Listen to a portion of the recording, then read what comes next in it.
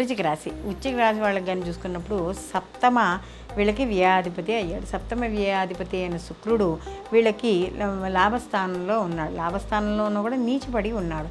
కాబట్టి నీచపడిన గ్రహం ఎప్పుడూ కూడా శుభ ఫలితాలను అంతగా ఇవ్వదు. కాబట్టి ఇక్కడ వీళ్ళకి 11వ స్థానంలో ఉన్నా కూడా వీళ్ళకి అనుకున్నంత శుభ ఫలితాలు వీళ్ళకి గోచరించవు. ముఖ్యంగా ఏదైనా ఇతరులతో మాట్లాడేటప్పుడు అంటే భార్యాభర్తల మధ్య విషయాల్లో చిన్న చిన్న మనస్పర్ధలు వస్తాయి. అంటే ఇతర స్త్రీల వల్ల లేకపోతే వీళ్ళు మాట్లాడే సంభాషణ వల్ల వీళ్ళకి ఇబ్బందులు కలిగే అవకాశము. అలాగే ఆర్థికపరమైన విషయాలలో అంటే తొందరపాటు నిర్ణయాలు తీసుకోవడం, అంటే ఎవరికి ఏదైనా ఒక విలువైన వస్తువులు మీ యొక్క ఆర్థిక పరిస్థితి తెలిసి కూడా గొప్ప కోసం ఎదురు వాళ్ళకి డబ్బులు ఖర్చు పెట్టడం, లేదా అప్పులు ఇవ్వడం, లేదా ఏదైనా చాలా బ్రహ్మాండంగా కనిపించాలి మనం చేసే పనులు అని చెప్పి ఆ స్థాయికి మించి ఖర్చులు చేయడం, ఇలాంటివి ఎక్కువగా కనపడుతూ ఉంటాయి. కాబట్టి ఇలాంటి విషయాల్లో తప్పనిసరిగా ఈ యొక్క వృశ్చిక రాశి వాళ్ళు జాగ్రత్త అనేది వహించుకోవాలి. అలాగే దాని తర్వాత వీళ్ళు ముఖ్యంగా చూసినప్పుడు ఇంకా వ్యయాధిపతి కూడా అయ్యాడు. కాబట్టి చేసే శుభ కార్యక్రమాలు ఉంటే వాటిల్లో కూడా అనుకోని ఖర్చులు ఎక్కువగా ఉండడము,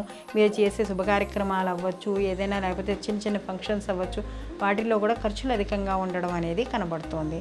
అలాగే వ్యాపారస్తులు ఎవరైతే ఉన్నారో వ్యాపారస్తులు కూడా కాస్త జాగ్రత్త వహించుకుంటూ ఉండాలి.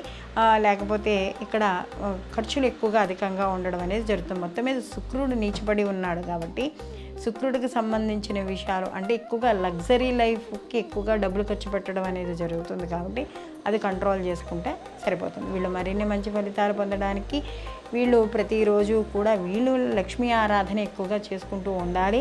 అలాగే మీకు కుదిరితే లక్ష్మీ కుబేర పూజ కానీ లేకపోతే లక్ష్మీ స్తుతి కానీ ఇలాంటివి ఏవి చేసుకున్నా కూడా మంచి ఫలితాలు పొందడం అనేది జరుగుతుంది.